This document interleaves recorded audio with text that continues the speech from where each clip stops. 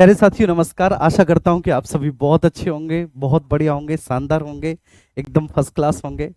और बहुत बेसब्री से आप लोग इंतजार कर रहे होंगे इस क्लास का। मैं समझता हूं, मैं जानता हूं बच्चे, लेकिन मैं भी, आपको पता है सैटरडे है और सैटरडे हम लोग ठीक है मीटिंग में बहुत बिजी होते हैं। और हालांकि ठीक है जिस दिन हम ऑफिस जाते हैं तो उस दिन हम फिजिकल मीटिंग लेते हैं, ऑफिस में तो फिजिकल मीटिंग लेंगे ठीक है, मैन टू मैन। लेकिन जब जिस दिन हम ऑफिस नहीं जा पाते, जैसे अभी तो हम नहीं जा पाए, वो थोड़ी सी कंडीशन आपको पता है ना, तो फिर हम लोग ऑनलाइन मीटिंग लेते हैं गूगल मीट के थ्रू। तो बस वो गूगल मीट के थ्रू ही मीटिंग चल रही थी और इस वजह से थोड़ा सा डिले हो गया। तो मैं आप सभी से माफ़ी चाहता हूँ भाई, ठीक है, प्लीज़ आप सब लोग माफ़ कर देना मुझे। और प्लीज़ सब लोग क्लास में आ जाइए, जिससे कि हम इस क्लास को आगे कंटिन्यू कर सकें। आप सभी का बहुत बहुत स्वागत है, सभी लोग आइएगा। ठीक है, आप सभी लोगों का बहुत बहुत स्वागत है जी।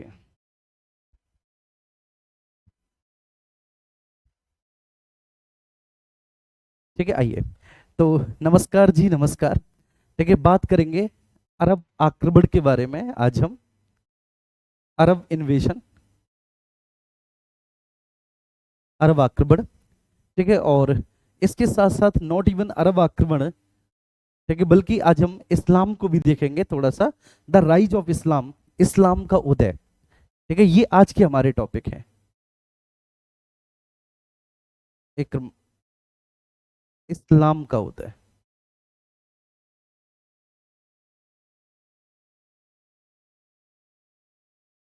इस्लाम का उदय।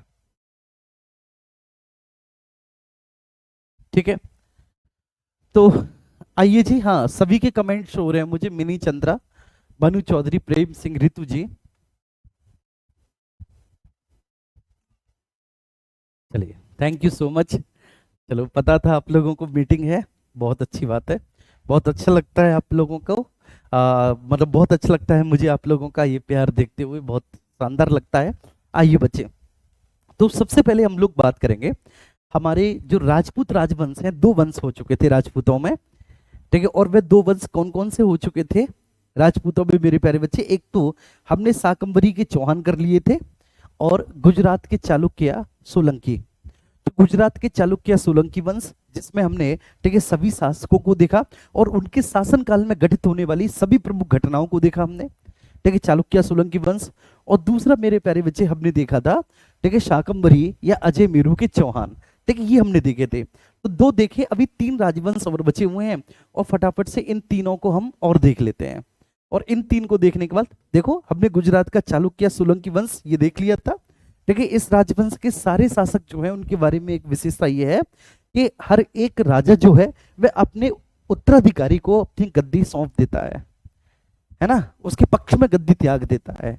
ये एक सबसे जबरदस्त बात है। मूलराज प्रथम चामुंडराज के पक्ष में, चामुंडराज वल्लभराज के पक्ष में, वल्लभराज दुर्लभराज के पक्ष में, दुर्लभराज अपने भतीजे भीम प्रथम के समय में, ठीक है, भीम प्रथम के पक्ष में।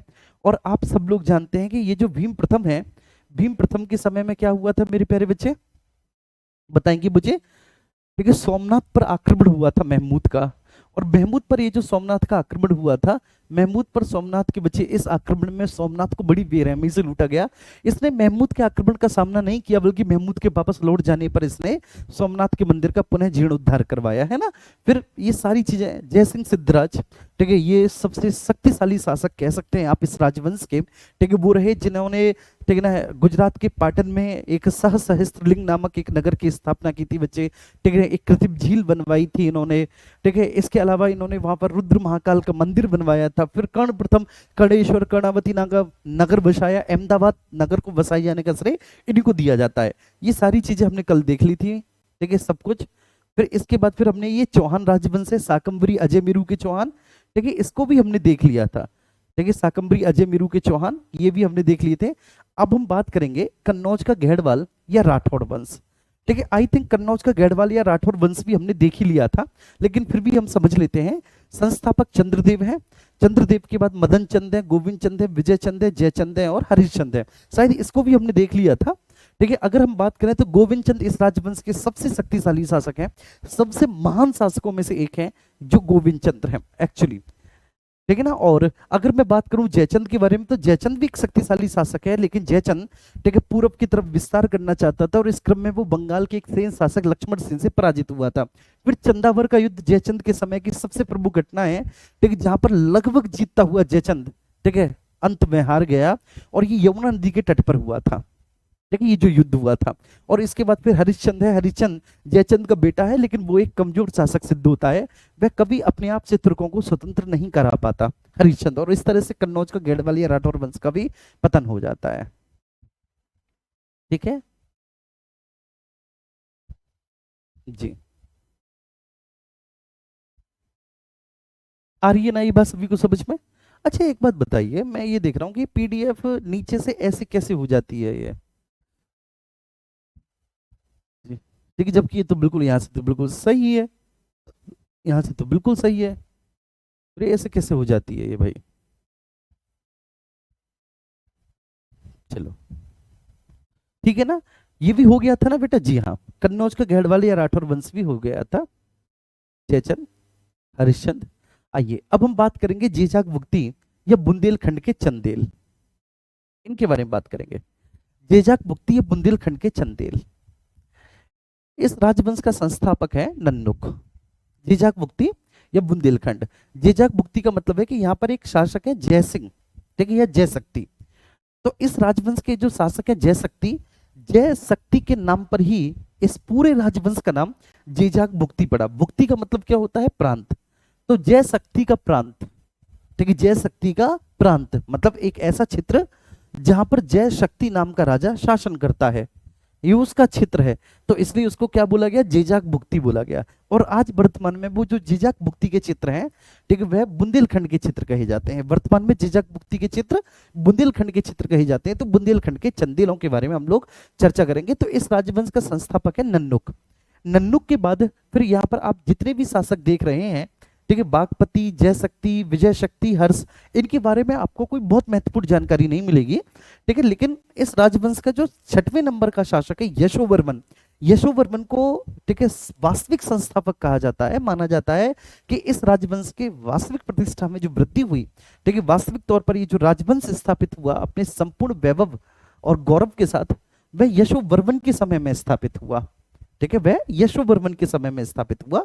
यशोवर्मन के बाद फिर धंगदेव है, धंगदेव के बाद फिर अगले शासक जो है वह गंडदेव है, फिर उसके बाद विद्याधर है, पृथ्वी वर्मन है, मदन देव या मदन वर्मन है, परमर्दी देव है, और फिर अगले शासक जो है वो वीर वर्मन है। तो ये कुल मिला के शासकों की पूरी एक लिस्ट है जिसे आप देख रहे हैं।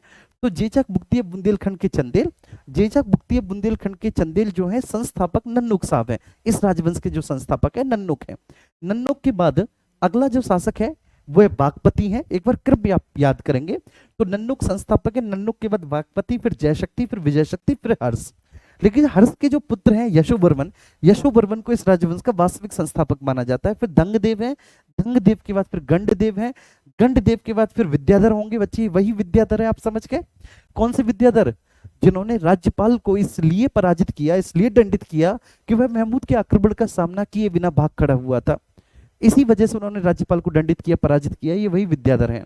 विद्याधर के बाद फिर अगले शासक जो है पृथ्वी वर्मन है, पृथ्वी वर्मन के बाद मदन देव या मदन वर्मन है, फिर परमर्दी देव है।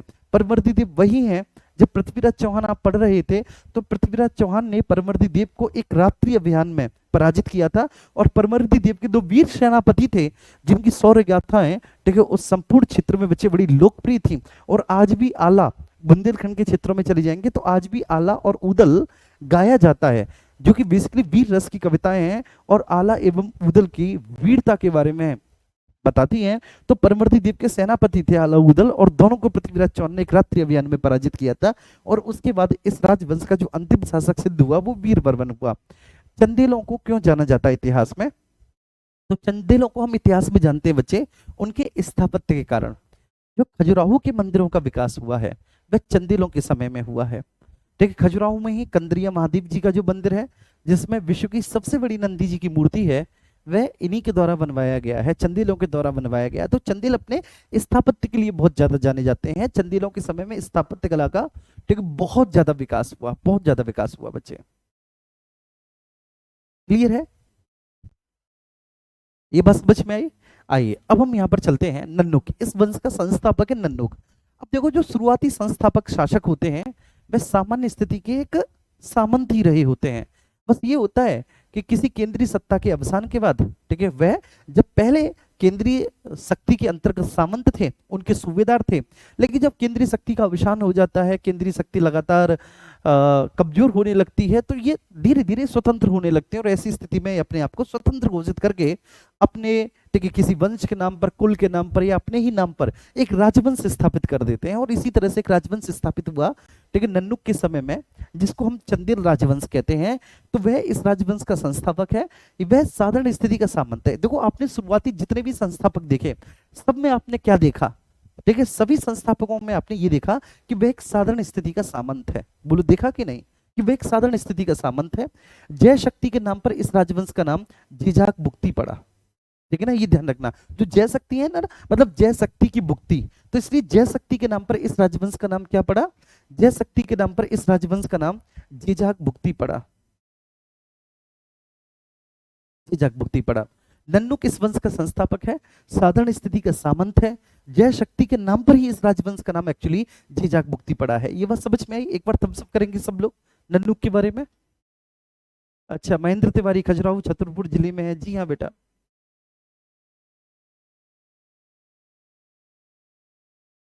चलिए क्लियर है, ये बात समझ में आई। अब आगे चलेंगे। यशोवर्मन, ठीक है, वास्तविक संस्थापक है इस राजवंश का बच्चे, जो कि हर्ष के पुत्र हैं, जिनका नाम है यशोवर्मन। ठीक है, नन्नुक के बाद फिर आपने बहुत सारे शासक देखे। नन्नुक के बाद जैसे बेटा आपने बागपति देखा, फिर जय शक्ति देखा, फिर विजय शक्ति देखा, फिर हर्ष का जो बेटा यशोवर्मन है, यशोवर्मन इस राजवंश का वास्तविक संस्थापक है, मतलब आप कहेंगे रियल फाउंडर, वास्तविक संस्थापक है बच्चे यशोवर्मन। यशोवर्मन के समय में एक बहुत महत्वपूर्ण घटना हुई, और वो क्या हुई कि यशोवर्मन ने अपनी राजधानी महोबा से कालिंजर स्थानांतरित की। ठीक है, महोबा से, पहले महोबा हुआ करती थी राजधानी, मतलब हर्ष के समय तक, हर्ष के समय तक राजधानी महोबा थी, लेकिन हर्ष के बेटे यशोवर्मन ने राजधानी महोबा से स्थानांतरित करके बच्चे कहां पर, कालिंजर में स्थापित की। और फिर आगे आप देखेंगे कि बहुत लंबे समय तक कालिंजर एक प्रमुख राजधानी बना रहा।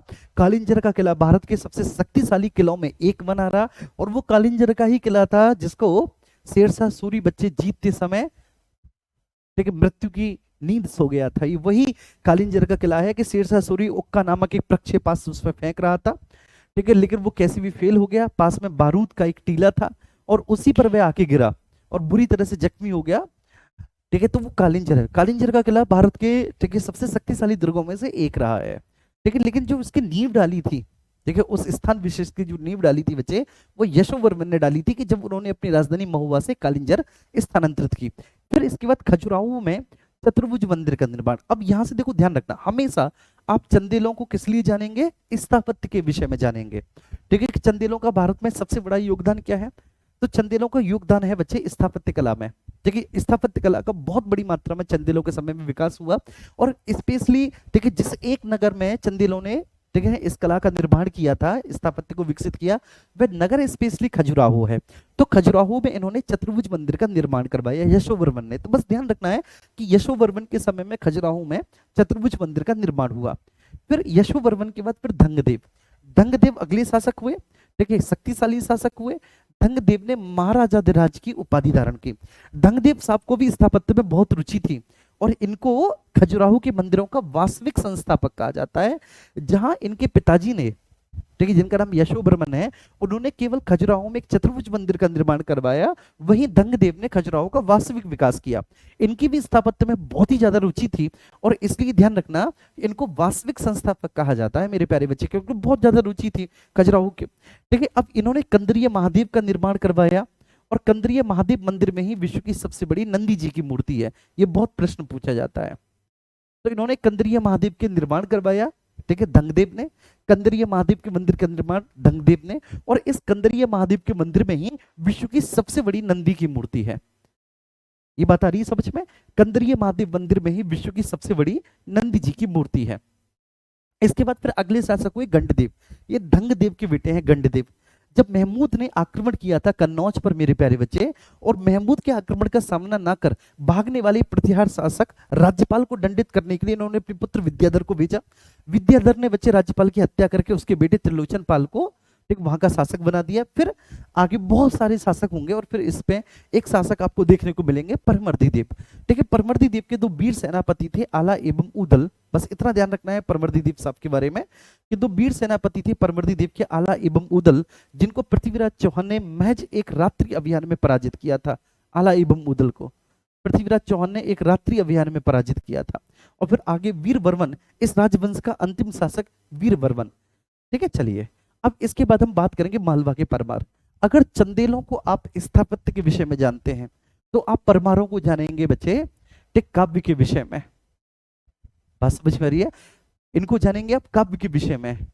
अगर वहां स्थापत्य में योगदान चंदेलों का है, चंदेलों के समय में स्थापत्य का बहुत बड़ा विकास हुआ, तो ठीक वहीं पर बच्चे काव्य का, ठीक है, लेखन का, और आप कह सकते हैं कि विद्या का संरक्षण एवं विद्या का जो विकास हुआ वह परमारों के समय में हुआ। परमारों के समय में बेटा मुंज हो गए या फिर राजा भोज हो गए, ये भोज नहीं है, राजा भोज है, मुंज हो गए, सिंधुराज, राजा भोज हो गए, ये सब एक से एक बड़े बच्चे ज्ञानी हैं, एक से एक बड़े कवि हैं। ये राजा होने के साथ साथ ठीक है कवि भी हैं। इनके दरबार में उस समय के सबसे प्रकांड विद्वान जो हैं वह निवास करते थे। बड़े बड़े लेखक, बड़े बड़े कवि इनके दरबार की शोभा बढ़ाया करते थे। इस राजवंश के संस्थापक है उपेंद्र। ठीक है, मालवा के परमार, तो मालवा के परमार राजवंश के संस्थापक उपेंद्र साहब हैं। उपेंद्र के बाद सियक प्रथम, फिर सियक द्वितीय, ये छोटी छोटी स्थिति के शासक हैं, सियक प्रथम और सियक द्वितीय। उसके बाद मुंज, मुंज को वास्तविक संस्थापक कहा जाता है इस राजवंश का। अब राजा मुंज के बारे में आप समझना कि ये है कि कल्याणी के चालुक्य, एक शाखा है कल्याणी के चालुक्यों की। कल्याणी के चालुक्य एक छोटी सी स्थिति का राजवंश था। तो कल्याणी का चालुक्य शासक था तेल द्वितीय। क्या नाम था? तेल द्वितीय। तेल समझ के, तेल द्वितीय। तो राजा मुंज और तेल द्वितीय की जो शासन की सीमाएं थी वो आपस में एक दूसरे से टकराती थी। ठीक है, तो ऐसी स्थिति में सीमाओं के विस्तार के क्रम में मुंज और तेल द्वितीय के बीच में कई सारे युद्ध हुए। ठीक है, 6 बार राजा मुंज ने तेल द्वितीय को पराजित किया, 6 बार, और हर बार पराजित करने के बाद छोड़ देते थे कि कोई बात नहीं, आगे से गलती मत करना, आगे से गलती मत करना। और तेल द्वितीय हर बार क्षमा चाहता था, हर बार माफी मांग लेता था, और लेकिन उसके मन में जो है मुंज के प्रति बहुत ज्यादा ईर्ष्या और घृणा और बदला लेने की भावना उत्पन्न हो गई। और एक समय ऐसा आया बच्चे कि जब 7वां युद्ध हुआ मुंज और तेल द्वितीय के बीच में, तो मुंज हार गए, तेल द्वितीय जीत गया। अब करना क्या चाहिए था तेल को कि मुंज को माफ कर देना चाहिए था कि कोई बात नहीं, 6 बार तुमने माफ किया, एक बार मैं माफ कर देता हूं। लेकिन देखो देखिए कितने कितने निकम्मे लोग इतिहास में होते हैं कि तेल द्वितीय ने मुंज को पहले बंदी बनाया, बंदी बनाने के बाद इनको बहुत अपमानित किया, बहुत ज्यादा अपमानित, और बड़ी बेरहमी से इनकी हत्या कर दी। इसका उल्लेख खुद अबुल फजल ने अपनी पुस्तक आईनी अकबरी में किया है। अबुल फजल ने, ठीक है, मुंज। देखो मालवा के परमारों को हम भोज के नाम से भी जानते हैं, मालवा के परमारों को कई बार भोज के नाम से भी जान जाते हैं। ठीक है, क्यों? क्योंकि इस राजवंश के जो शासक है वो भोज है। भोज इस राजवंश के सबसे महान शासकों में से एक रहे, तो इसलिए भोज से पहले के शासकों को भी अगर आपके मालवा के परमारों को रिप्रेजेंट करना है तो आमतौर पे आप उनके शासकों को भोज कहते हैं।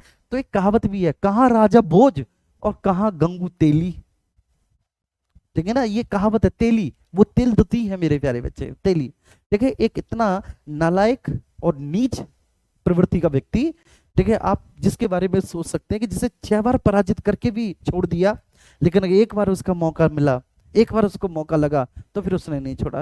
अब कहानी का सारांश क्या है? कहानी का सारांश ये है कि जिस व्यक्ति की जैसी फितरत होती है बेटा, वो फितरत अपनी कभी नहीं छोड़ता, कभी भी नहीं छोड़ता। जिसकी जैसी फितरत होती है उसे बनाए रखता है। आप चाहे लाख उसको कितनी भी बार माफ कर दें, लेकिन अगर उसकी नीयत में धोखा है, विश्वासघात है, अगर उसकी नीयत में छल है, कपट है, ईर्ष्या है, ठीक है, तो मौका आने पर बच्चे वो तुम्हें डसेगा, पीठ पीछे तुम्हारा वार करेगा। ठीक है, तो ऐसे लोगों से बच के रहना चाहिए। फिर सिंधुराज, राजा भोज, जयसिंह, उदयादित्य, सुवटवर्धन। सुवटवर्धन इस राजवंश के संभवतः अंतिम शासक सिद्ध हुए, जो सुवटवर्धन साहब है, अंतिम शासक सिद्ध हुए। उपेंद्र इस राजवंश का संस्थापक है, उपेंद्र जो है, ठीक है, वो इस राजवंश का संस्थापक है।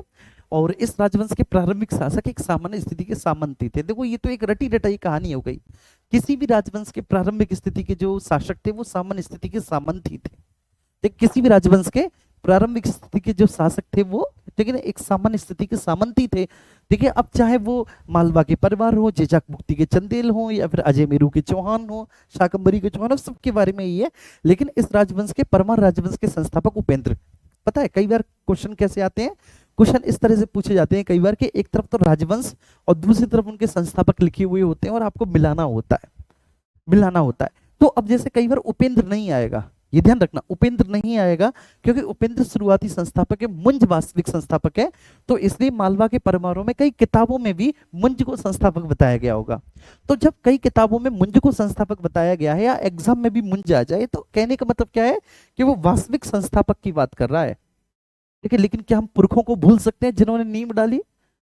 बताओ बच्चे, कि हम नींव डालने वाले व्यक्ति को, नींव डालने वाले पुरखों को भूल सकते हैं? नहीं भूल सकते ना। जिन्होंने नींव डाली है तो नींव डालने वाले उपेंद्र हैं, वास्तविक संस्थापक मुंज। ऐसे ही वहां पर जीजाक भुक्ति के चंदेल पर चलिए, जब आप जीजाक भुक्ति के चंदेलों पर आएंगे मेरे प्यारे बच्चे, तो वास्तविक संस्थापक कौन है? ठीक है, यशोवर्मन है वास्तविक संस्थापक। लेकिन नींव किसने डाली? नन्नुक ने। तो क्या आप नन्नुक के योगदान को भुला सकते हैं? नहीं। तो चंदेलों में हो सकता है कि यशोवर्मन को दिखाए, किताबों में भी या फिर एग्जाम में भी, लेकिन आपको समझना है कि नींव किसने डाली थी? नन्नुक ने। वो बात अलग है कि यशोवर्मन वास्तविक संस्थापक है। ठीक है, क्लियर हुआ? एक बार थम्स अप करेंगे मुझे, थम्स अप करके मुझे बताएंगे सभी मेरे प्यारे छोटे बहन भाई।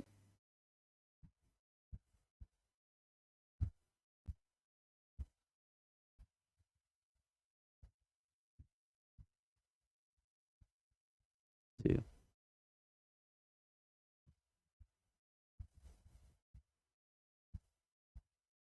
हमारी बहन है खुशी, कह रही है रिकॉर्डिंग क्लास है। अच्छा खुशी, अगर रिकॉर्डिंग क्लास भी होती तो क्या दिक्कत है बताओ? भाई टीचर तो वही है जो पढ़ा रहा है, एआई तो पढ़ा नहीं रहा यार।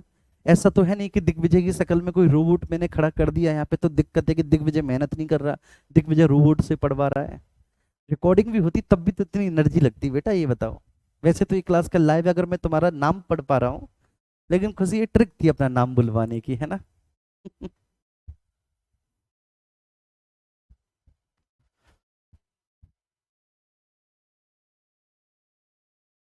ओके ठीक है। तो उपेंद्र इस राजवंश के संस्थापक हैं।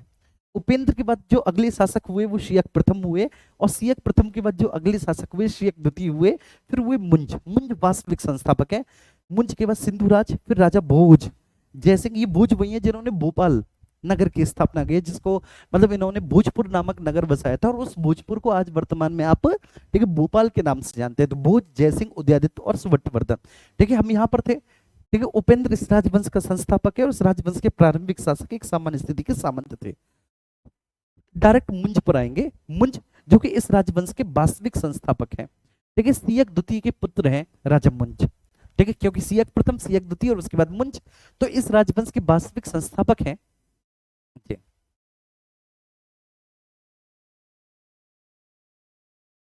ठीक है प्रभाकर, तो बेटा इस राजवंश के वास्तविक संस्थापक ठीक है राजा मुंज है। राजा मुंज सियक द्वितीय के पुत्र हैं।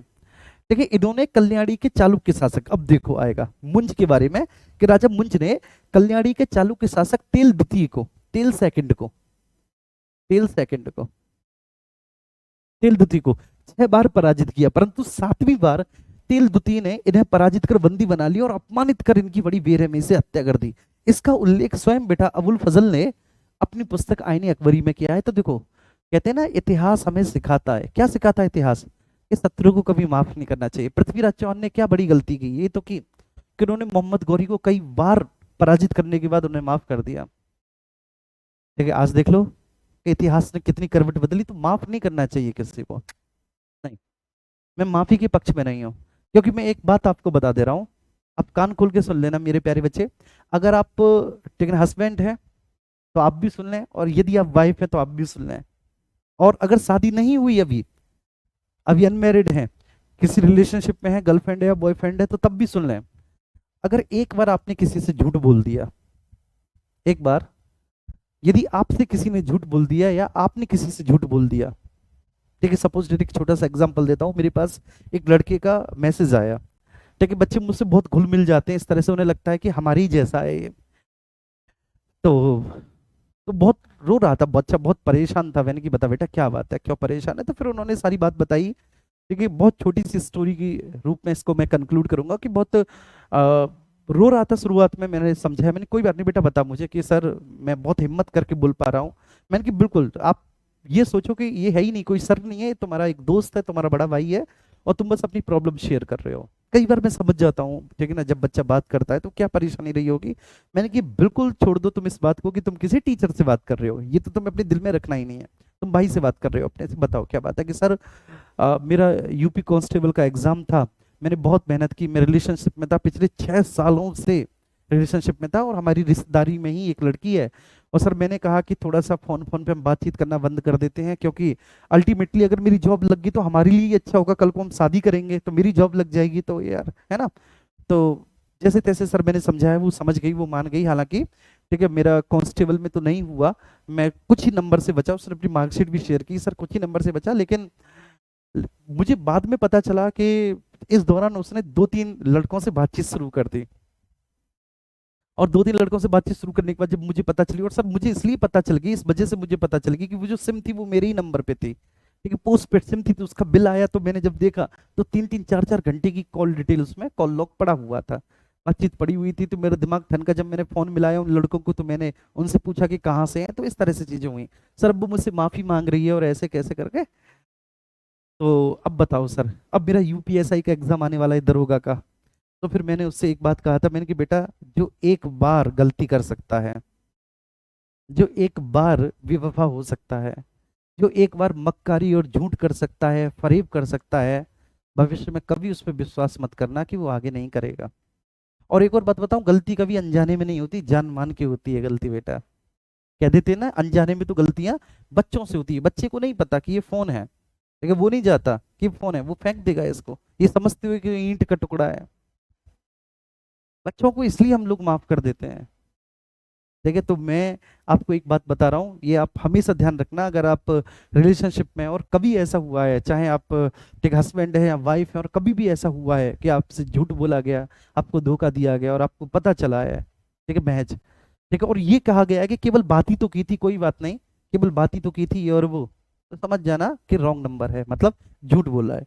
ऐसे ही मैं आपको एक छोटी सी स्टोरी बता रहा हूँ, ठीक है ना। इंजीनियरिंग के दौरान में, मैंने इंजीनियरिंग की है, इंजीनियरिंग के दौरान में मेरी एक दोस्त हुआ करती थी, ठीक है, और वो जो मेरी दोस्त हुआ करती थी, तो ठीक है, दोस्त से कहीं ज्यादा थी, आप ये कह सकते हैं।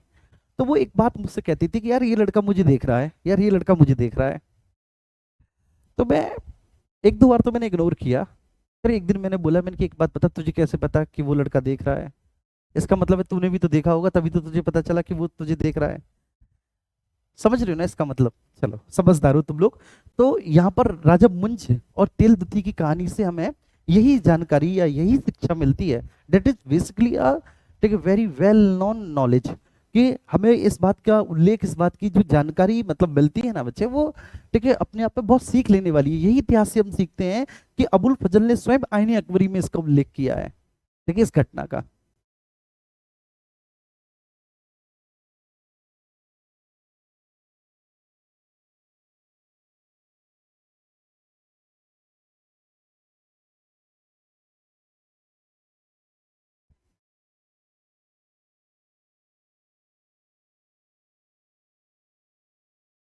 चलिए।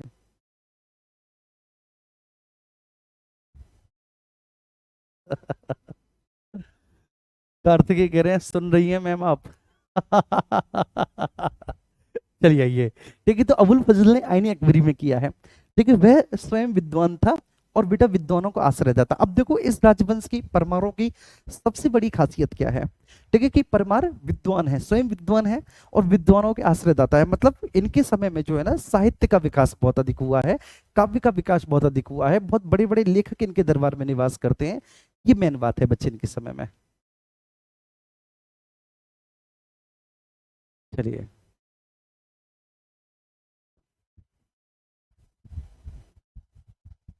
अब आइए इधर फोकस करो, ठीक है, ठीक है, बीच बीच में मैं ऐसा ज्ञान तुम्हें देता रहूंगा। तो मुंज स्वयं विद्वान है और विद्वानों के आश्रयदाता भी हैं, राजा मुंज, ठीक है। राजा मुंज के दरबार में इनके दरबारी कवि थे धनिक। अब इधर ध्यान दो, धनिक, ठीक है, धनिक दरबारी कवि है। धनिक की रचना है यशो रूपावलोकम। क्या रचना है? यशो रूपावलोकम। यशो रूपावलोकम, ये रूपा है बेटा, रूपा, यशो रूपावलोकम, ठीक है, आया समझ में? यशो रूपावलोकम।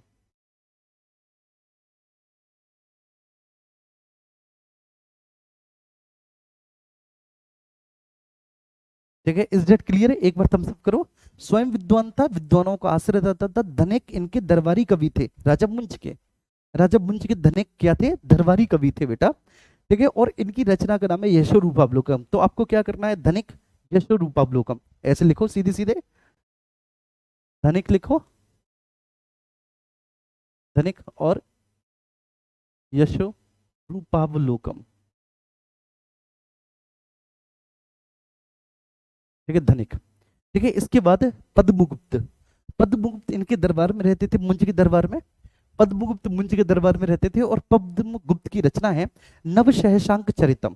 ठीक है जी, तो पद्मगुप्त की रचना है,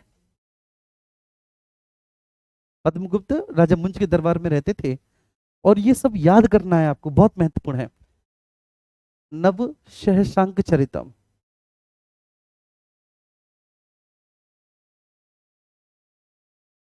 नवशहशांक चरितम, ये किसकी है? पद्मगुप्त की रचना है।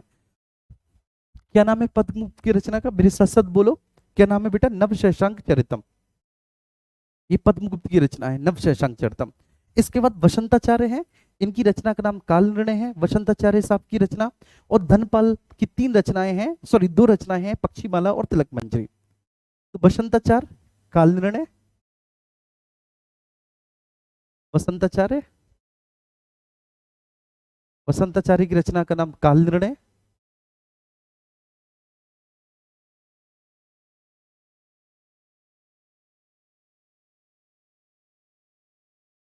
काल निर्णय। ठीक है ना, और इसके बाद अगला है, ठीक है, कौन? धनिक थे ना, धनिक तो हो गए, धनपाल। तो धनपाल बेटा, वसंताचार्य के बाद धनपाल, तो धनपाल का है पक्षीमाला, धनपाल की है पक्षीमाला, और ठीक है तिलक मंजरी, तिलक मंजरी धनपाल की, पक्षीमाला और तिलक मंजरी। तो धनपाल साहब की पक्षीमाला और तिलक मंजरी, धनपाल साहब की पक्षीमाला और तिलक मंजरी। ठीक है बच्चे, ये बात आ रही है समझ में? धनपाल साहब की क्या है? पक्षीमाला और तिलक मंजरी, ये धनपाल साहब की रचना है, पक्षीमाला तिलक मंजरी। मेरे साथ साथ बोले, पक्षीमाला तिलक मंजरी धनपाल की रचना है। ठीक है, वसंताचार्य काल निर्णय है, वसंताचार्य की रचना काल निर्णय है। पद्मगुप्त नवशहशांक चरितम है, और धनिक साहब की रचना का नाम यशोरूपावलोकम है, धनिक साहब की रचना का नाम। ठीक है, पक्षीमाला तिलक मंजरी धनपाल। आइए, इसके बाद राजा भोज। ठीक है, राजा भोज, ठीक है ना, बहुत विद्वान व्यक्ति, मतलब ठीक विद्वानों के भी विद्वान। ठीक है, राजा भोज है। अपने समकालीन शासकों में सबसे योग्य शासक राजा भोज थे, अपने समकालीन शासकों में सबसे योग्य शासक राजा भोज थे। विद्वान थे, विद्वानों के आश्रयदाता थे। ठीक है, इन्होंने कविराज की उपाधि धारण की, राजा भोज ने कविराज की उपाधि धारण की। तो अपने समकालीन शासकों में सबसे योग्य शासक हैं।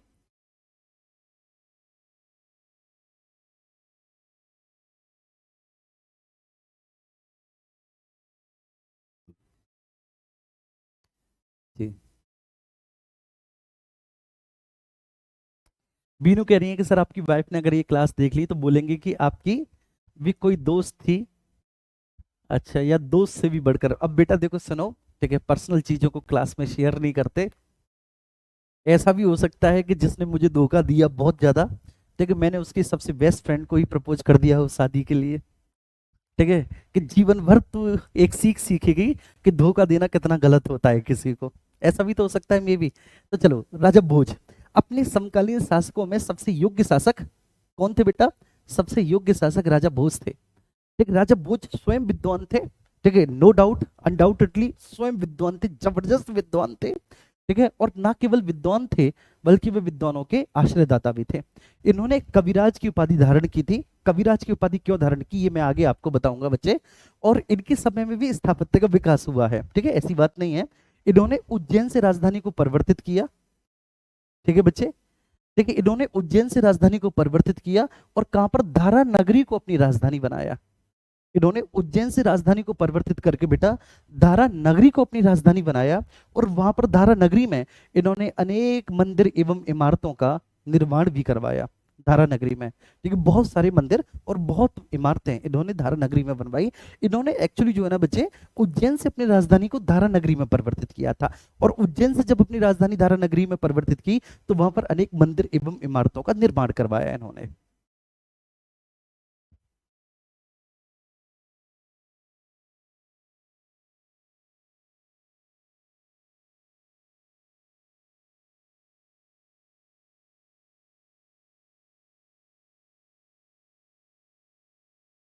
चलिए, ठीक है, समझ में आ रही है बात, क्लियर हो रही है? ठीक है, एक बार सब लोग थम्स अप करेंगे और बताएंगे।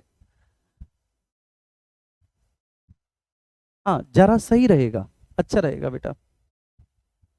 अली कामिल जी, ठीक है, क्लियर है, एक बार समझ में आया? तो ठीक है, स्थापत्य का विकास हुआ। अब देखो यार, ऐसी बात थोड़ी नहीं है कि कोई व्यक्ति विद्वान है, ठीक है, कला का संरक्षक है, ठीक है, स्वयं एक बहुत उच्च कोटि का लेखक है, कई सारी कृतियां, कई सारी रचनाएं उसने लिखी है, तो वो स्थापत्य का विकास नहीं कर सकता, ऐसा थोड़ी नहीं है बेटा। भैया, राजधानी अगर उज्जैन से स्थानांतरित करके धारा नगरी में स्थापित की है, तो वहां पर जहां पर धारा नगरी में राजधानी इन्होंने बनाई है, जी अखिलेश, धारा नगरी में बेटा जब इन्होंने अपनी राजधानी बनाई है, तो स्वाभाविक सी बात है, धारा नगरी में बेटा कुछ ना कुछ तो वो विकास करेंगे ही, है ना भाई। जहां पर कोई व्यक्ति अपनी राजधानी बना रहा है, तो वहां पे इमारतों का, सचिवालय का, ठीक है, सामान्य प्रशासन को चलाने के लिए बहुत सारी बिल्डिंग्स का, तो वहां पर ठीक है प्रयोग तो किया ही जाएगा भैया। तो अनेक मंदिर एवं इमारतों का निर्माण करवाया। भोजपुर नामक एक नया नगर बसाया, भोजपुर नामक एक नया नगर बसाया, और वहां पर भोज सागर नामक झील, ठीक है, बनवाई। ठीक है, इन्होंने बहुत सारे ग्रंथों की, विविध ग्रंथों की रचना भी की थी, विविध ग्रंथों की रचना भी की थी। ठीक है, क्लियर हुआ?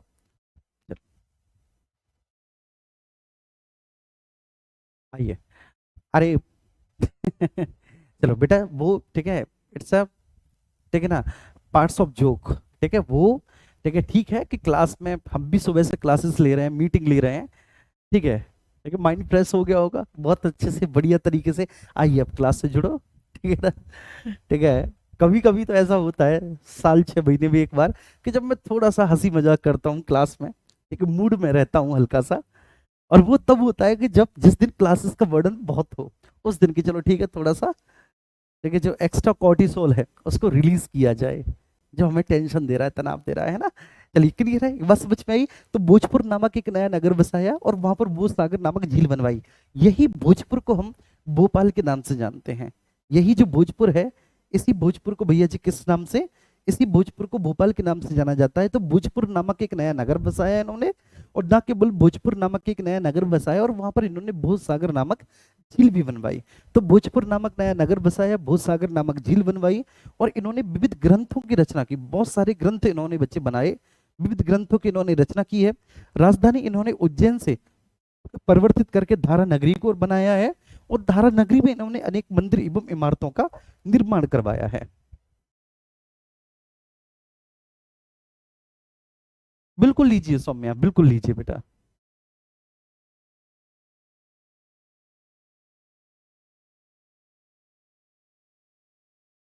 चलिए लक्ष्मी जी, ओके, ठीक है लक्ष्मी, चलिए, कोई बात नहीं बेटा, आप मुझे पर्सनली बताना, ठीक है, क्या बात है, परेशान मत हो, मस्त रहो आराम से, है ना।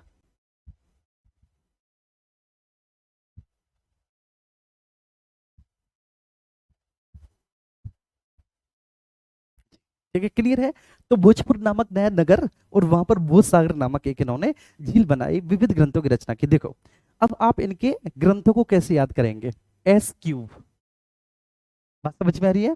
S cube Y square, S cube Y square, और उसके बाद होगा C B R, A square, और सी बी आर।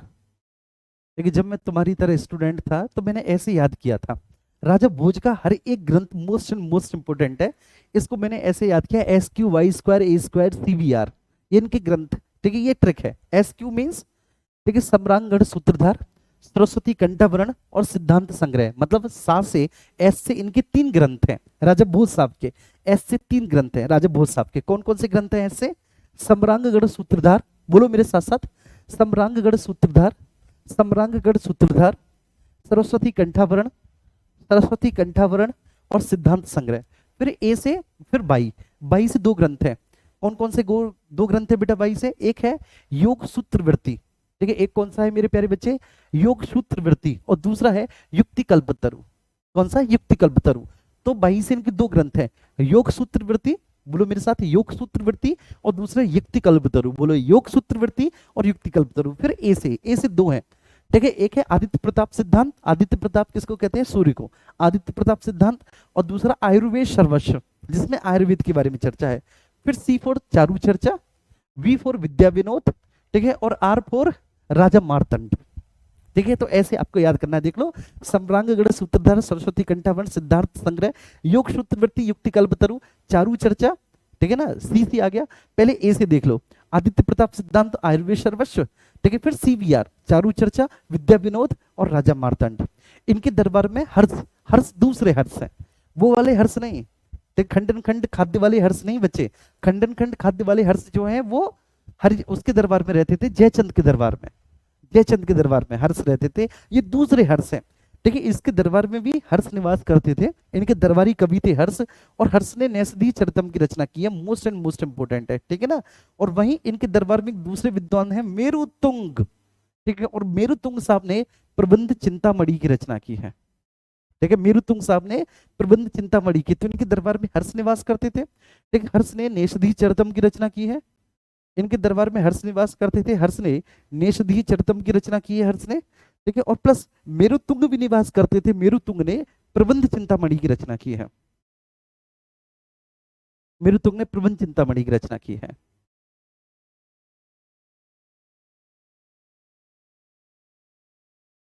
ठीक है, एक बार बताओ, ठीक है, सभी प्यारे छोटे बहन भाइयों को ये बात समझ में आई, ठीक है बेटा, सभी को क्लियर हुआ अच्छे से, कोई दिक्कत तो नहीं, बस हाँ एक बार रिवीजन करना पड़ेगा, लेकिन इनके दरबारी कवि हर्ष, ठीक है, याद रखना है, नैषधीय चरितम, मेरुतुंग याद रखना है, प्रबंध चिंतामणि, मेरुतुंग, ठीक है।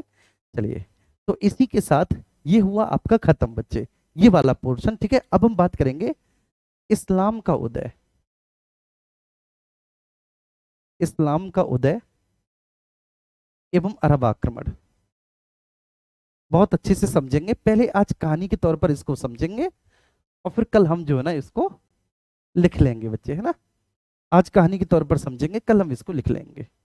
इस्लाम का उदय एवं अरब इन्वेशन, अरब आक्रमण, ठीक है। आप सभी लोग तैयार हैं, ठीक है, कहानी है और बहुत इंटरेस्टिंग कहानी है, बहुत मजा आएगा आपको सुनने में, सभी लोग तैयार हैं, एक बार बताएंगे। Very good afternoon. देखिए, आप सब लोग को पता है कि इस्लाम के जो संस्थापक हैं वो पैगंबर हजरत मोहम्मद साहब है। पैगंबर हजरत मोहम्मद साहब की जो कहानी है बहुत दिलचस्प है और बहुत इंस्पिरेशनल है। देखिए, मैं इनके बारे में बताता हूँ कि एक्चुअली देखिए, पैगंबर मोहम्मद हजरत साहब जो हैं, इनका जन्म मक्का में हुआ था, और बड़े एक सामान्य से परिवार में, आप सामान्य भी ना कहें, गरीब परिवार कहें, तो बड़े गरीब से परिवार में इनका जन्म हुआ था, मोहम्मद साहब जी। ठीक है, इनकी जो माता थी, ठीक है, उनका नाम था अमीना, और इनके जो पिताजी थे, ठीक है, एक्चुअली इनके पिताजी, ठीक है, इनके पिताजी का नाम, ठीक है, अब्दुल्ला जी था। तो माता अमीना जी थी, पिता अब्दुल्ला जी थे, और पिता की मृत्यु जो है इनके जन्म से पूर्व ही हो चुकी थी। एक बहुत सैड स्टोरी है एक्चुअली, इनके जीवन की जो प्रारंभिक स्टोरी है और किस तरह से इस्लाम का उदय हुआ, वो सारी चीजें मैं बताऊंगा आपको। ठीक है, अब कोई कमेंट नहीं बेटा जी, अब कोई कमेंट नहीं, ठीक है, आप यहाँ पर फोकस करेंगे, ठीक है, क्लास पर आपका पूरा कंसंट्रेशन, पूरा फोकस आपका क्लास पर होना चाहिए। तो हम लोग किसके बारे में डिस्कस कर रहे हैं, we are going to discuss about Islam, ठीक है, सब लोग सुनेंगे। तो कुछ ऐसी कहानी है कि बहुत सामान्य से परिवार में, सामान्य नहीं, जैसे कि मैंने बताया कि बहुत गरीब परिवार में इनका जन्म हुआ था, और माता जी जो थी अमीना जी थी, और पिता अब्दुल्ला जी थे, पिताजी की मृत्यु इनके जन्म से पहले ही हो गई थी। तो बचपन में पालन पोषण, ठीक है, माता अमीना जी ने किया, और कुछ वर्ष बाद फिर अमीना जी का भी देहांत हो गया।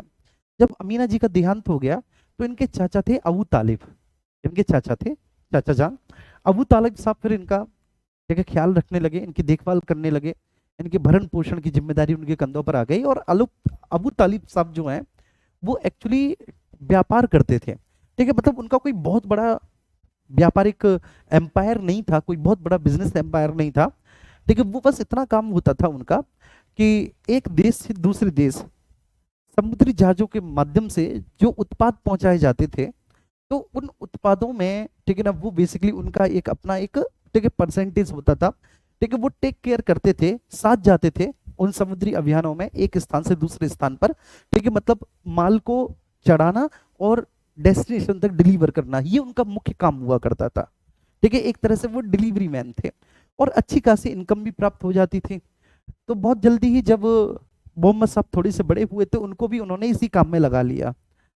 ठीक है, और मोहम्मद साहब इस काम को करने लगे, और अच्छा खासा जो है ना उनका जीवन चलने लगा ठीक ठाक, मतलब जो है ना ठीक है एक आय की प्राप्ति होने लगी, और अपने चाचा का हाथ में बटाने लगे इस काम में, सब कुछ ठीक ठाक चल रहा था।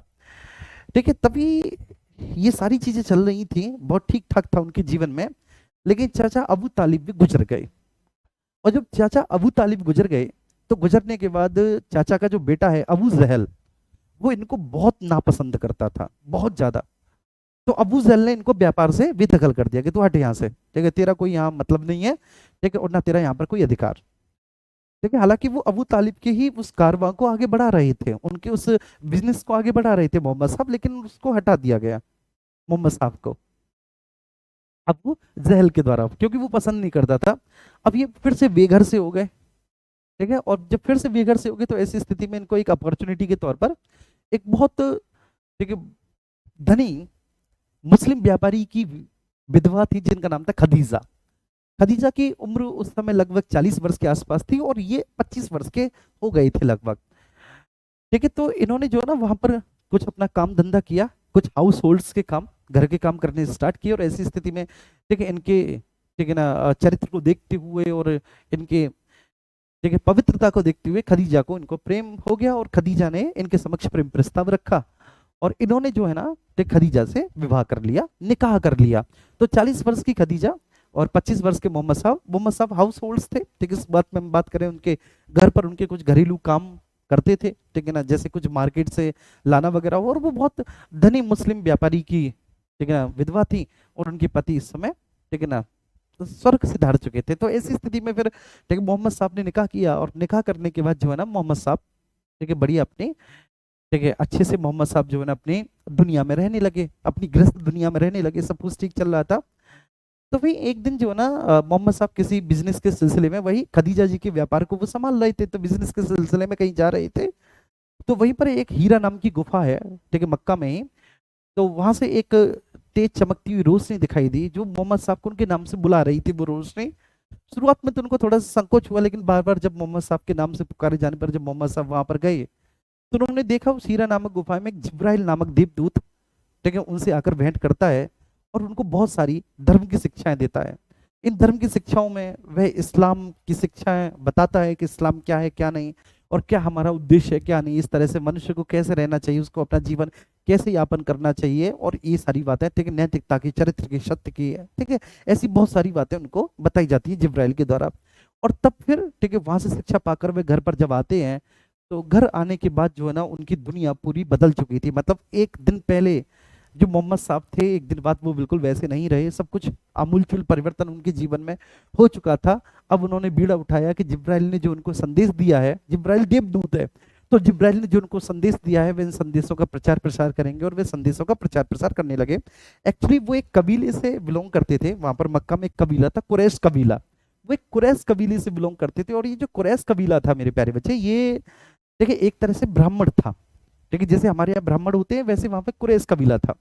वहां पर मूर्ति पूजा होती थी मक्का में, और मूर्ति पूजा से प्राप्त होने वाली आय को ये कुरैश कबीला जो है ठीक है अपने जीवन यापन का माध्यम बनाता था। मतलब कुरैश कबीला के लोगों को ठीक है जो 4 वक्त की रोटी मिल पाती थी, ठीक है ना, जो 4 चीजें उनको जो है ना अपने जीवन यापन के लिए मिल पाती थी, ठीक है, और वो अपने जीवन का भरण पोषण कर पाते थे, अच्छे से रह पा रहे थे, वो इस वजह से ठीक, क्योंकि वो ठीक है वहाँ के पंडित जी थे। जैसे हमारे यहाँ भारत में आप जाएंगे तो पूजा अर्चना ठीक है ये सब पंडित जी ही कराते हैं, ठीक है, ब्राह्मण कराते हैं। तो ब्राह्मण जो पूजा अर्चना इत्यादि कराते हैं, तो जब आप ब्राह्मणों को घर पे बुलाते हैं तो आप उन्हें दान दक्षिणा देते हैं, और उसी से उनका घर चलता है, ठीक है, ब्राह्मणों का। तो ठीक वैसे ही सब कुछ बहुत अच्छा चल रहा था, लेकिन इन्होंने मूर्ति पूजा का विरोध किया कि नहीं ये तो गलत है, ये तो बस पत्थर की केवल मूर्तियां हैं। और जिब्राइल ने उनको ठीक है आदेश दिया है कि इस तरह की मूर्ति पूजा करने से कुछ भी हासिल नहीं होने वाला, उल्टा हम पतन की तरफ जा रहे हैं, और इससे जो है ना अंधविश्वास और पाखंडता ये सारी चीजें बढ़ रही हैं। तो अब कुरैश कबीला को बच्चे उससे आय प्राप्त होती थी, कुरैश कबीला ने इसका विरोध किया बहुत ज्यादा, ठीक है, स्वयं वो भी खुद उसी कबीले से थे। ठीक है। तो उनके जो अपने थे, जो सगे संबंधी थे, उन्होंने विरोध किया, क्योंकि मोहम्मद साहब सीधी सीधी उनके पेट पे लात मार रहे हैं ऐसी स्थिति में। तो वहां पर जो है ना, मोहम्मद साहब को जान से मारने की धमकी तक दी गई और उनको जान को खतरा हो गया। ठीक है, ऐसी स्थिति आ गई। ठीक है, फिर ये बात है कि जब ये सारी चीजें चली रही थी, तो फिर मदीना से मोहम्मद साहब को निमंत्रण आया। ठीक है, मदीना के राजा को जब पता चला, वहां के शासक को, तो मदीना के लोगों ने उन्हें, ठीक है, अपने यहाँ बुलाना चाहा। ये 622 ईस्वी की बात है। तो 622 में वे मक्का से मदीना चले गए। ठीक है, इस घटना को, उनकी इस यात्रा को, मक्का से मदीना जाने वाली यात्रा को हिजरत कहा जाता है। और इसी वर्ष से एक नया कैलेंडर स्टार्ट हुआ, जिसको हिजरी संवत के नाम से जाना जाता है। ठीक है, एक नया कैलेंडर स्टार्ट हुआ बेटा, जिसको हिजरी संवत के नाम से जाना जाता है। तो वो चले गए, मदीना चले गए, और मदीना के लोगों ने बाहें फैलाकर उनका स्वागत किया। उन्होंने मदीना में अपने धर्म का प्रचार प्रसार किया, लेकिन कुरैश कबीले के जो लोग थे, उन्होंने इनका पीछा नहीं छोड़ा। ठीक है, अब वो इतने खिसिया गए थे कि ऐसे धीरे धीरे अगर मदीना में इनका धर्म स्थापित हो गया, तो मदीना से वो मक्का में भी आएगा। ठीक है ना, और फिर वह धीरे धीरे लोकप्रिय होकर विश्व के अन्य भागों में भी फैलेगा, तो मूर्ति पूजा तो पूरी बंदी हो जानी है, मतलब ऐसा आरोप था उन लोगों का। तो कुरैश कबीले के लोगों ने मोहम्मद साहब के अगेंस्ट एक सेना ले जाकर बच्चे 3 युद्ध किए। ठीक है, बद्रा, उहुद और डिच। और तीनों ही युद्ध में मोहम्मद साहब ने स्वयं अपनी सेना का सेनापतित्व किया, संभाला, नेतृत्व संभाला। और इन तीनों के तीनों युद्धों में उन्होंने बुरी तरह से कुरैशों को पराजित किया। बात समझ पा रही है? तो कहीं ना कहीं वहां से इस्लाम की एक थ्योरी निकल कर आई, इस्लाम इन्वेजन की। ठीक है, और वो थ्योरी ये थी कि इस्लाम धर्म के जो मुखिया हैं, जो प्रभु के मोहम्मद साहब, उन्होंने भी अपने आप को स्थापित करने के लिए, अपने धर्म को स्थापित करने के लिए, उसकी विजयी पताका को फहराने के लिए, उन्होंने भी, ठीक है, युद्धों का सहारा लिया था। अब वो युद्ध उन्होंने जो है ना मजबूरी में किए थे अनडाउटेडली, क्योंकि कुरैश कबीला का, ठीक है, जो नेता था, वो उनका पीछा छोड़ ही नहीं रहा था। बद्रा, ऊद और डिच, 3 युद्ध, तीनों युद्ध में मोहम्मद साहब ने बुरी तरह से कुरैश जनजाति के लोगों को पटकनी दी, और मक्का को इस तरह से मोहम्मद साहब ने जीत लिया। फिर मदीना से मक्का भी उनके धर्म का प्रचार प्रसार हुआ, धीरे धीरे सब लोग, ठीक है, इस धर्म को स्वीकार करने लगे। और 632 ईस्वी में मोहम्मद साहब स्वर्ग सिधार गए। 632 ईस्वी में मोहम्मद साहब की मृत्यु हो गई। ठीक है, मोहम्मद साहब ने किसी को अपना उत्तराधिकारी घोषित नहीं किया था। ठीक है, मोहम्मद साहब की मृत्यु के बाद, ठीक है, उमर, उस्मान, अली और अबू बकर, ये 4 शुरुआती खलीफा हैं। ठीक है, इनका बहुत ज्यादा महत्व है। खलीफा का मतलब है, देखो, पैगंबर हजरत मोहम्मद साहब, पैगंबर का मतलब होता है देवदूत, मैसेंजर, पैगंबर। ठीक है, और जो पैगंबर के अनुयायी हैं वो खलीफा कहलाए। खलीफा समस्त मुस्लिम जगत के प्रधान होते थे। वो 4 शुरुआती खलीफा, उमर, उस्मान, ठीक है, अली और अबू बकर, ये आपको याद रखने बहुत जरूरी है। पहले अबू बकर है, फिर उमर है, फिर उस्मान है, और फिर अली है। ये आपको याद रखने हैं। इन 4 खलीफाओं का बहुत ज्यादा महत्व है। अब हम बात करेंगे अरब आक्रमण की। ठीक है, समझ में आया सभी को? एक बार थम्स अप करके बताएंगे। अब हम अरब आक्रमण के बारे में बात करेंगे। अब देखो, ये पूरी कहानी में इस्लाम का उदय, मोहम्मद साहब का पूरा जीवन परिचय में लिखा था। तो बताइए, ठीक है, लिखाने में ही मुझे आधा पौन घंटा चला जाता है ना, है कि नहीं, चला जाता कि नहीं? अब पूरी स्टोरी मैंने बता दी आपको। जब ये लिखी हुई मिल जाएगी, तो आपको जस्ट एक बार रिवीजन करना है। ठीक है, तो एक बार प्लीज थम्स अप करके बताओ। फिर हम अरब आक्रमण पढ़ेंगे, मतलब मोस्ट एंड मोस्ट इंपोर्टेंट है अरब आक्रमण। बहुत मजा आएगा आपको। फिर अरब आक्रमण के बाद फिर हम तुर्क इन्वेजन, फिर हम तुर्क आक्रमण पढ़ेंगे, जिसमें सबसे पहले महमूद गजनवी का आक्रमण है, फिर मोहम्मद गौरी का आक्रमण है।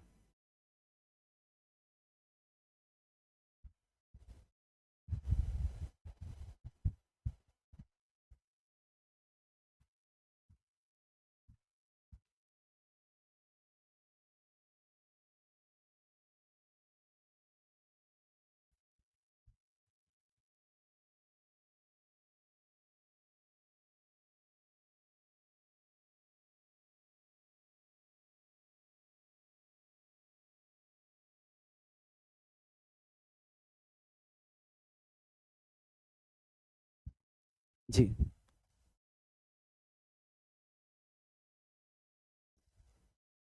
भाई, समझ में आया सभी को? एक बार बताएंगे।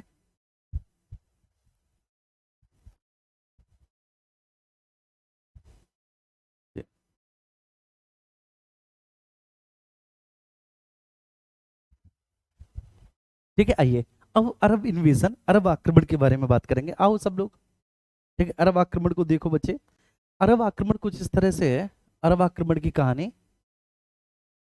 ठीक है, अरब इन्वेजन की कहानी मेरे प्यारे बच्चे कुछ इस तरह से है कि शुरुआत होती है कुछ यहाँ से। देखो, ये प्यारा सा भारत है, आप समझना, शुरुआत यहाँ से होती है। ये प्यारा सा भारत है, और ये सिंध प्रांत है। ये सिंध प्रांत है, ये सिंध प्रोविंसेस है। और यहाँ पे हो गया तुम्हारा बच्चे ये वाला जो क्षेत्र है, ये वाला हो गया वही, ठीक है, आपका मिडिल एशिया, मतलब ये आपका ठीक है ना, इराक वगैरह का क्षेत्र हो गया, ये इराक हो गया, यहाँ पे इराक पड़ेगा, यहाँ पे आपका ये वाला क्षेत्र जो है ये अफगानिस्तान का है, अफगानिस्तान का है, यहाँ पे ये ईरान पड़ेगा, ये ना ये वाला क्षेत्र जो है बेटा ये ईरान का है। तो ये देखो, और यहाँ पर है श्रीलंका, ठीक है, आप तो श्रीलंका को जानते ही होंगे। तो ये जो क्षेत्र आप देख रहे हैं,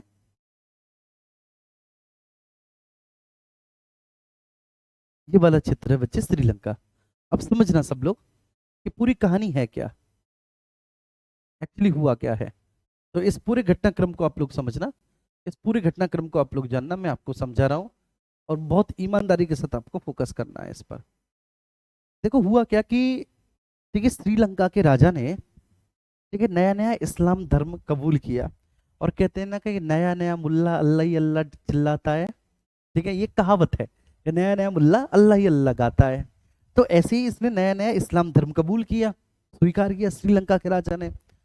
और ऐसी स्थिति में श्रीलंका के राजा ने ठीक है इराक में जो मुस्लिम धर्म के प्रमुख रहते हैं खलीफा, ठीक है ना, और गवर्नर, उसके सम्मान में बहुत सारे उपहार और भेंट भिजवाए, बहुत सारे, क्योंकि ऑब्वियस सी बात है, देखो समस्त मुस्लिम जगत का प्रमुख कौन होता है, समस्त मुस्लिम जगत का प्रमुख कहलाता है बच्चे खलीफा। समस्त मुस्लिम जगत का प्रमुख कौन कहलाता है, ठीक है, खलीफा कहलाता है।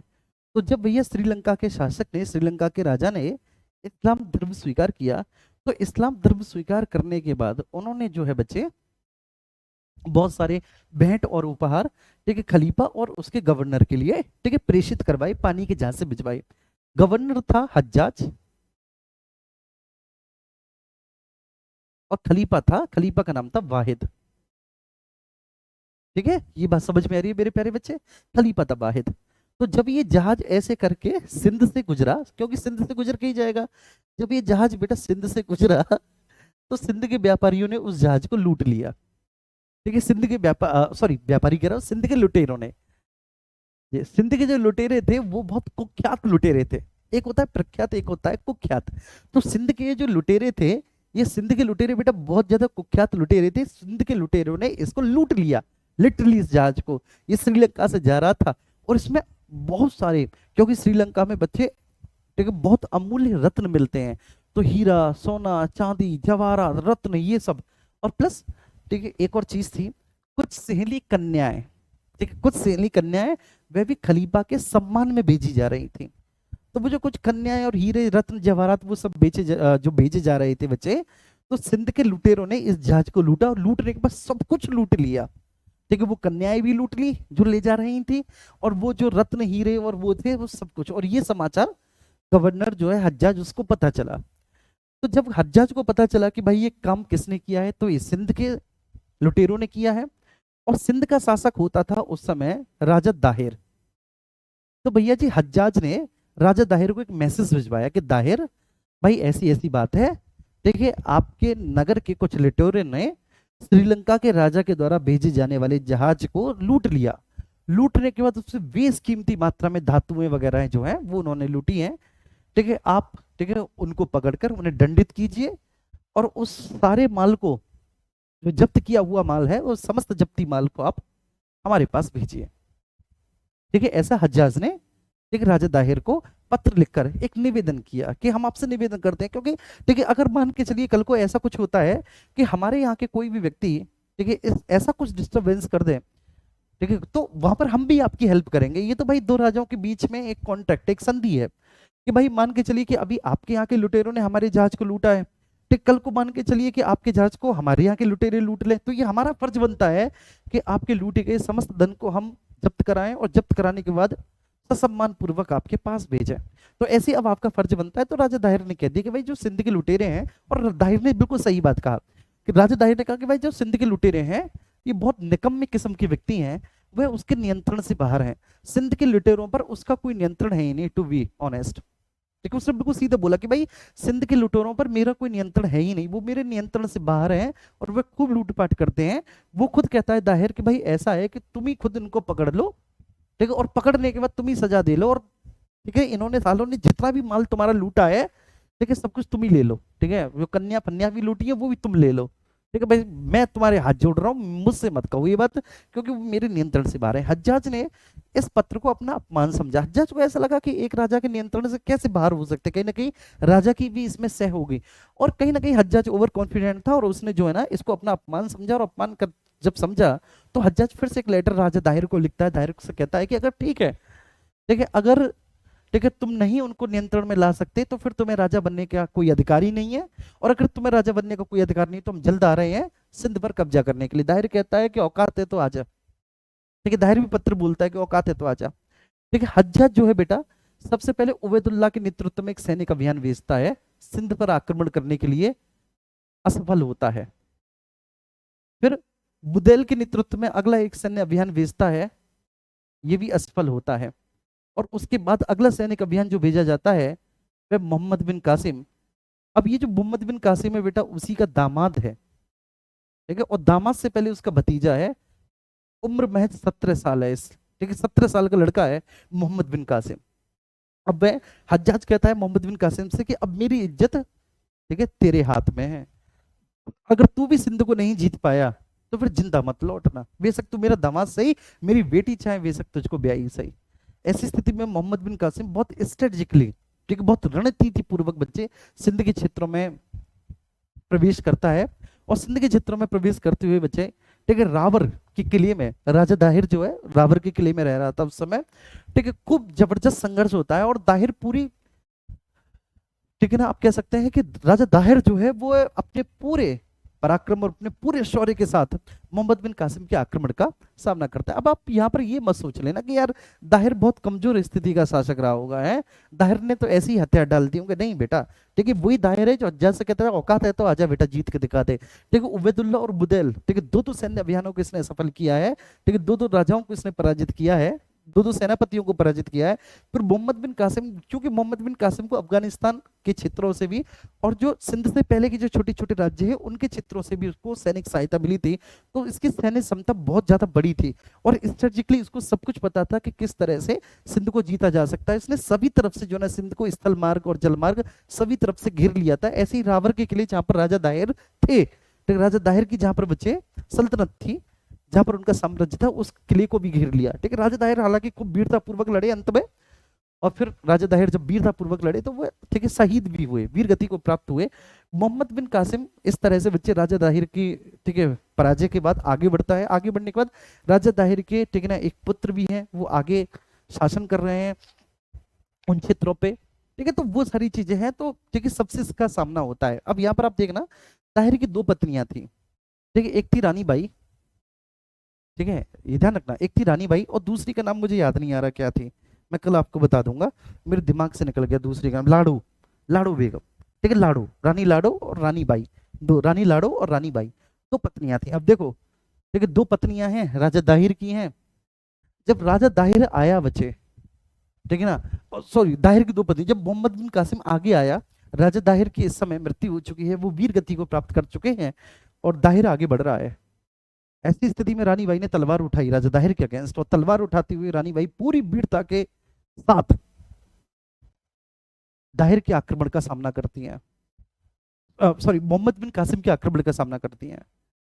जब मोहम्मद बिन कासिम के आक्रमण का सामना करती हैं तो मोहम्मद बिन कासिम शुरुआत में तो बिल्कुल हक्का बक्का रह जाता है कि भारत में महिलाएं भी तलवार उठाना जानती हैं, और इतना जबरदस्त रण कौशल देखकर वो 17 साल का लड़का हतप्रभ रह गया।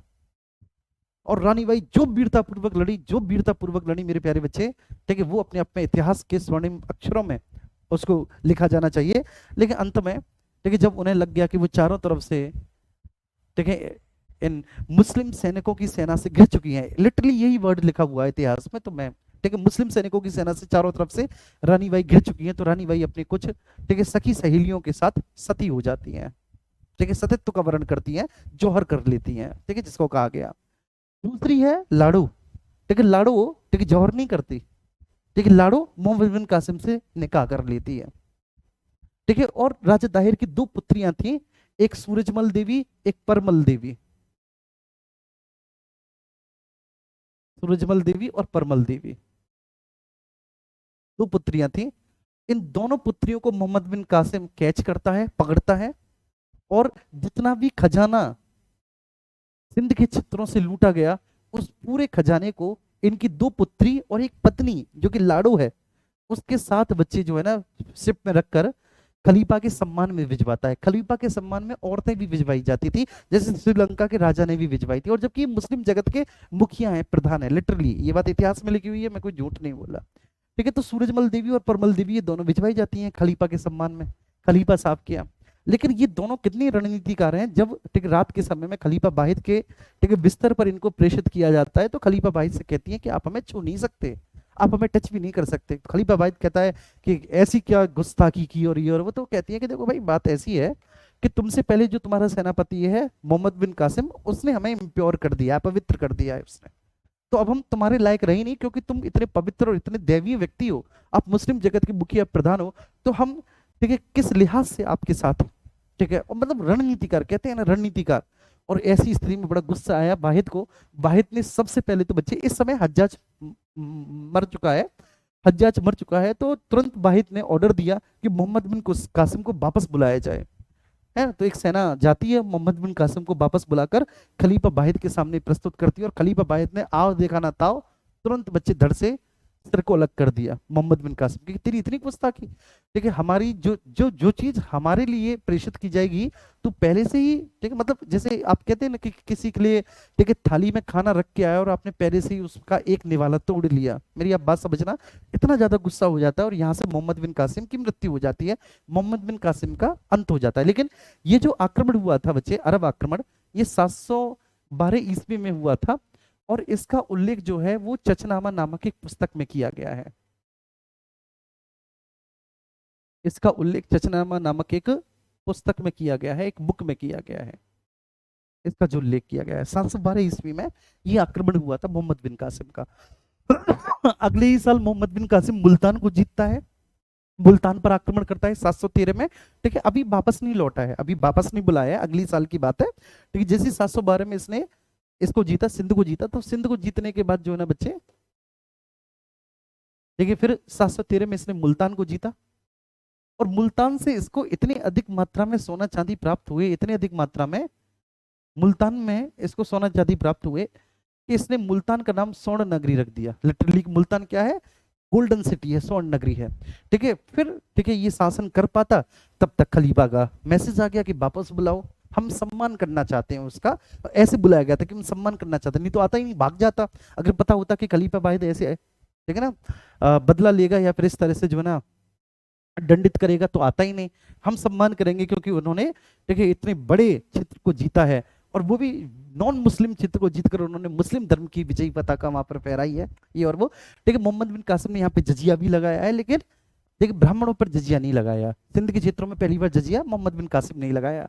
तो वो सारी चीजें हैं, क्लियर हुई बच्चे, स्टोरी के तौर पर ये स्टोरी थी, आगे समझ में। चलो, तो अब ज्योग्राफी में मिलेंगे, ठीक है, बस 5 मिनट के बाद। मोहम्मद बिन कासिम को सही तो है, मोहम्मद बिन कासिम, और कितना सही लिखूं मोहम्मद बिन कासिम को, नीरज कुमार?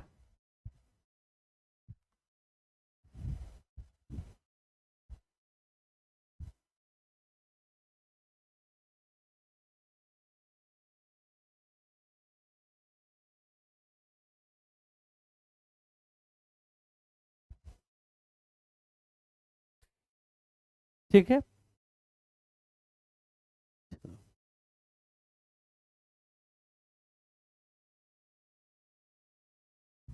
ओके जी। ठीक है भाई, खुश रहो, सब लोग अच्छे से रहो, बाय बाय।